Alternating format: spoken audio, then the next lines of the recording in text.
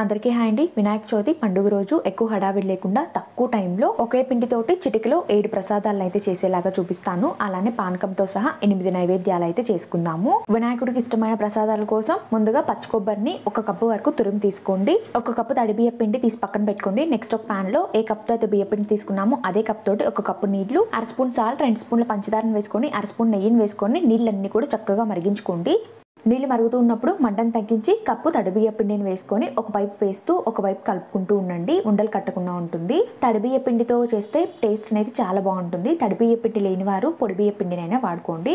ఇంకా ఇలా దగ్గరకు వచ్చినప్పుడు ఫ్లేమ్ ఆఫ్ చేసేసుకొని మూత పెట్టేసి కాస్త చల్లారనివ్వండి. ఈలోపు స్టఫింగ్ కోసం వేరే ఒక ప్యాన్ తీసేసుకొని 2 స్పూన్ల నెయ్యిని వేసుకొని హీట్ చేసుకున్నాక డ్రై ఫ్రూట్స్ని వేసేసుకొని 1 నిమిషం పాటు వేయించుకున్నాక ఇందాక తురుము పెట్టుకున్నాం కదా కొబ్బరి తురుము, ఆ కొబ్బరి తురుమును కూడా వేసేసుకొని అంతా ఒకసారి కలిపేసుకోండి. ఈ పచ్చి కొబ్బరి తురుముని ఒక 10 నిమిషాల పాటు బాగా వేయించుకోవాలి లో ఫ్లేమ్ మీద.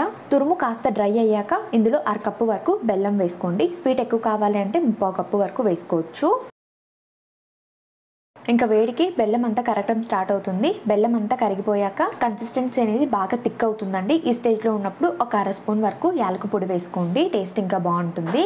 ఇలాచి పౌడర్ వేసుకున్నాక బాగా కలుపుకొని 1 నిమిషం పాటు బాగా వేయించి ఇలా దగ్గరకు వచ్చాక ఫ్లేమ్ అయితే ఆఫ్ చేసేసుకోండి. ఈలోపు బియ్యపిండి మిక్చర్ కూడా కాస్త చల్లారి ఉంటుంది. చేతులకి కొద్దిగా వేడి తగులుతున్నప్పుడే పిండిని కలుపుకోండి. మరీ చల్లారిపోయిందంటే పిండి గట్టిగా అయిపోతుంది. టేస్ట్ అంత బాగోదు. కాబట్టి కొద్దిగా వేడిగా ఉన్నప్పుడే అంతా కలిపేసుకోండి. ఈ పిండిని మనం చపాతీలు కలుపుతాం కదా, అలా అయితే కలిపి పెట్టేసుకోవాలి.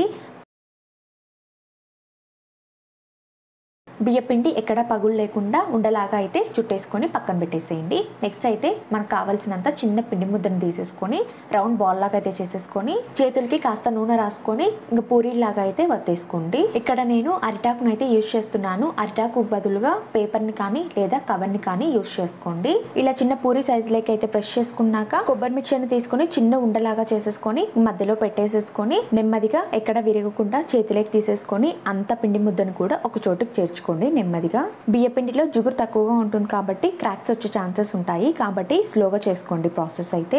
అంత పిండి ముద్దను కూడా ఒక చోటుకు చేర్చుకున్నాక ఇంక ఎక్స్ట్రా పిండిని అయితే తీసేసుకొని పక్కన పెట్టేసుకోండి. లోపల స్టఫింగ్ ఏమైనా బయట కనిపిస్తూ ఉంటే కొంచెం పిండి ముద్దను తీసేసుకొని అది సీల్ చేసేసుకోండి కనిపించకుండా. ఇంకా పైన ఏమైనా క్రాక్స్ వచ్చింటే చేతుల్ని తడి చేసుకొని కవర్ చేసుకుంటే సరిపోతుంది. ఇంకా పర్ఫెక్ట్ బాల్ లాగా అయితే అయిపోతాయండి. ఇంకా నెక్స్ట్ అయితే కుడుముల షేప్ కి చపాతీకి అయితే ఎంత తీసుకుంటామో అంత పిండి ముద్దను తీసుకొని రౌండ్ బాల్ లాగా చేసుకున్నాక సేమ్ ఇందాక చూపించినట్టే పూరి ప్రెస్ చేస్తున్నట్టయితే ప్రెస్ చేసేసుకోవాలి.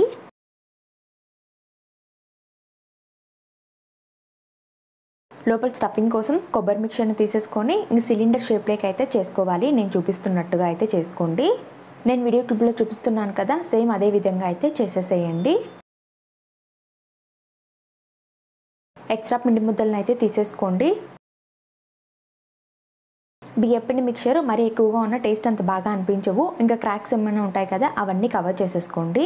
ఇలా చిన్న రోల్ లాగా అయితే చేసేసుకొని ఇంక మన చేతి వేళ్ళు అయితే పడేలాగా ఇంకా ప్రెస్ చేసేసుకోండి. ఆ సిలిండర్ షేప్ని ప్రెస్ చేసేసుకుంటే మన చేతి వేళ్ళు పడి కుడుముల షేప్లోకి అయితే వచ్చేస్తాయి. నెక్స్ట్ మోదకాల కోసం అయితే మళ్ళీ చిన్న ఉండని అయితే తీసేసుకొని ఇంకా పూరీలాగా అయితే ప్రెస్ చేసేసుకోండి. మధ్య మధ్యలో చేతికి ఆయిల్ రాసుకుంటూ ఉండండి. పిండి ముద్ద మన చేతికి అంటకుండా ఉంటుంది. చిన్న నిమ్మకాయ సైజ్ అంతా కొబ్బరి ఉండని అయితే తీసేసుకొని ఇంకా మధ్యలో అయితే పెట్టేసుకొని అంచులన్నీ కూడా ఒక చోటుకైతే చేర్చేసేయండి నెమ్మదిగా. ఇంకా మనం మోదకాల షేప్ అయితే చేస్తున్నాం కాబట్టి మరీ రౌండ్ బాల్ లాగా లేకుండా పైన కొద్దిగా పిండిని అయితే పెట్టుకోండి. ఎక్స్ట్రా పిండి ఏమైనా ఉంటే పక్కన పెట్టేసేయండి. ఇంకా క్రాక్స్ ఏమైనా ఉంటే కవర్ చేసేసేయండి. నేను చూపిస్తున్నట్టు చేసుకున్నాక మోదకాలు మరింత అట్రాక్టివ్గా ఉండడానికి నైఫ్కి పొడిపిండిని కానీ ఆయిల్ని కానీ అప్లై చేసేసుకొని కాట్లు అయితే పెట్టేసుకోండి. మనకి మోదకాల షేపు బయట మార్కెట్లో కూడా అవైలబుల్గా ఉన్నాయి. నా దగ్గర లేవు కాబట్టి నేనైతే ఇలా చేసుకుంటున్నాను. నెక్స్ట్ కజ్జికాయల కోసం చిన్న పిండి గుండను తీసేసుకొని మళ్ళీ పూరిలాగా అయితే ప్రెస్ చేసేసుకొని లోపల స్టఫింగ్ని సిలిండర్ షేప్లోకి అయితే తీసేసుకొని అరిటాకుతో నెమ్మదిగా ఫోల్డ్ చేసేసేయండి. ఇక అంచుల్ని చేతి వేళ్లతో ప్రెస్ చేసేసుకుంటే చక్కగా సీల్ అయిపోతాయి. కజ్జికాయలు ఇంకా అట్రాక్టివ్గా ఉండడం కోసం అంచులున్న పిండి ముద్దని సీల్ చేసేసుకోండి నేను చూపిస్తున్నట్టుగా. లేదు అంటే నైఫ్తో అయినా కట్ చేసేసుకోండి. చూడడానికి ఇంకా బాగా ఉంటాయి. ఇంకా మన కజ్జికాయలు అయితే రెడీ అయిపోయాయి. నెక్స్ట్ అయితే మళ్ళీ కొద్దిగా పిండి ముద్దను అయితే తీసేసుకొని పూరీలాగా అయితే ప్రెస్ చేసేసుకోండి. ఈ షేప్ వచ్చేసి చూడడానికి కుడుముల్లాగా ఉంటాయి, బట్ సిలిండర్ షేప్లో ఉంటాయి అన్నమాట. ఇంకా లోపల స్టఫింగ్ని కూడా సిలిండర్ షేప్లోకి అయితే తీసేసుకొని నెమ్మదిగా నేను వీడియో క్లిప్లో చూపిస్తున్న విధంగా అయితే చేసేసుకోండి. ఇలా అన్నీ చేసేసుకున్నాక ఇంకా బియ్యపిండిని అయితే తీసేసుకొని చిన్న చిన్న ఉండల్లాగా అయితే చేసేసుకోవాలి ఉండ్రాళ్ళ పాయసం కోసం. ఇక మనం ఇందాక చేసుకున్నాం కదా జిల్లేటికాయలు, ఉండ్రాళ్ళు, అలానే కుడుములు, ఇవన్నీ కూడా ఒక ప్లేట్లోకి అయితే పెట్టేసుకోండి. నేను అన్ని రకాల ప్రసాదాలని కూడా 3 చొప్పున చేసుకున్నాను. ఈ ప్రసాదాలన్నింటినీ కూడా ఉడికించడం కోసం ఇడ్లీ పాత్రలో అయితే స్టీమ్ చేసేసుకోవచ్చు. లేదు అంటే నేను చూపిస్తున్నట్టుగా ఒక ప్యాన్లో వాటర్ అయితే వేసేసుకొని నీళ్లు కాగాక ఇంకా పైన అయితే చిన్న చిల్లుల ప్లేట్ మీద 10 నిమిషాల పాటు మనం చేసుకున్న ప్రసాదాన్ని ఉడికిస్తే సరిపోతుంది.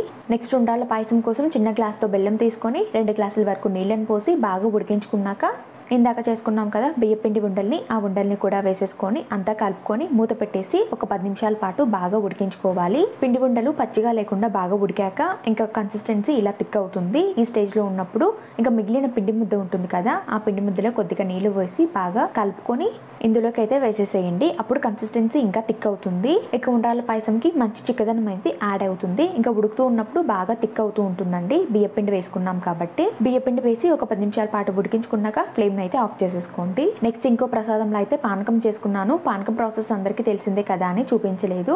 అంతేనండి, పండుగ రోజు తక్కువ టైంలో హడావిడి లేకుండా ప్రసాదాలు చేసేసుకొని పూజ హ్యాపీగా చేసుకోండి. Thank you for watching.